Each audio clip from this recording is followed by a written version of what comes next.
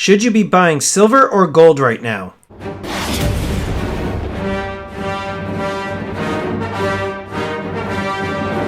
Now, before I open up this box, whether it be silver or gold, I just got home from work and I need to change into something a little bit more comfortable. And so that's what I'm going to do real quick. And it's actually in this bag, so I'll be right back. The t-shirt that I'm wearing is from a company called intotheam.com. I'm going to provide a 10% coupon code down below, so you could definitely check them out. They reached out to me because they liked my channel, they really liked my merch, and they thought there was some good synergy, and they allowed me to pick a couple shirts that I thought I would like best, and naturally, being that I have a tiger tattoo on my right arm, I went with this shirt and a few others, so definitely want to check them out. Now, let's talk about this silver and gold. Should you be buying one over the other? Should you be buying both? The simple answer to that question is you should do what's best for your budget, right? I mean, you shouldn't overextend yourself. You shouldn't be paying for your precious metals with credit cards. If you have other bills to pay, that's what you should be taking care of. Now, for me personally, I'm buying gold over silver.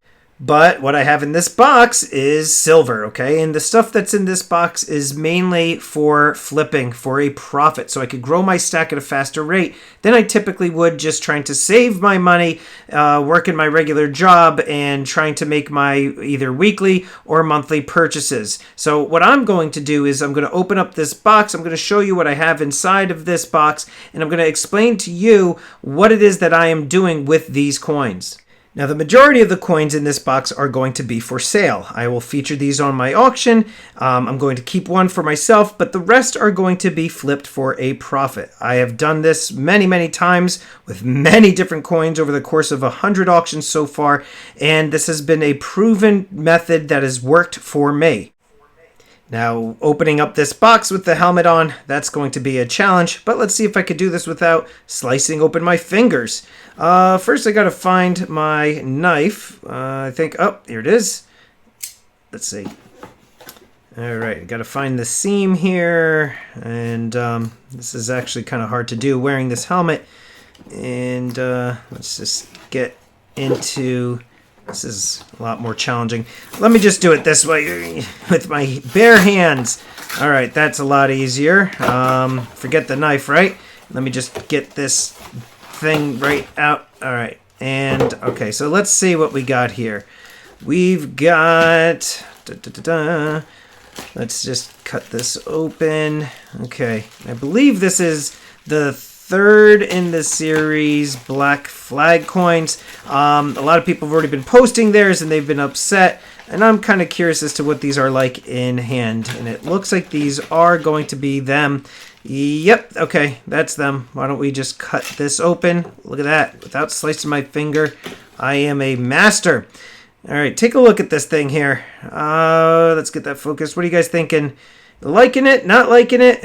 I don't know. I'm kind of still undecided. Let's flip that around there. Blech, the queen. I can't really say that I'm a fan of this coin, to be perfectly honest with you. I know that the consensus within the stacking community who have purchased this coin are kind of unhappy. Some people decided to just forget all about this series, while others are just going to continue on, hoping that the next designs are going to be a lot more like the first two, which was the Queen Anne's Revenge and the Royal Fortune.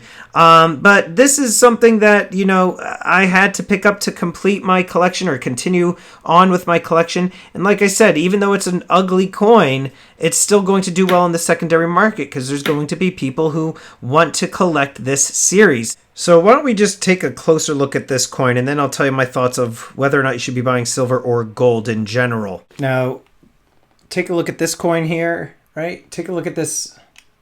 Now let's take a look at this a little bit closer. So there we go. We've got the red flag fleet, Qing Shi. I mean, I'm still kind of mixed on this one. You know what I mean? I've got mixed feelings. I don't believe they should have had the picture of the pirate, or they should have had her kind of like in a proof finish maybe. It's just a bad design. A lot of people agree. Unfortunately, a lot of people are committed to the series, so they kind of felt that they had to buy this one, and myself included. Now, most likely the fourth one that's going to follow in this series will be better, hopefully, right? I mean, I don't think they could do any worse, and I'm pretty sure that AppMex is listening to the viewers. This is from an unboxing. I'm just joking. So they got to definitely be listening to their viewers and the different collectors and different posts and things on Instagram, because this is just unfortunate, isn't it? So when it comes to buying silver or gold in general, should you be buying one or the other or both of them?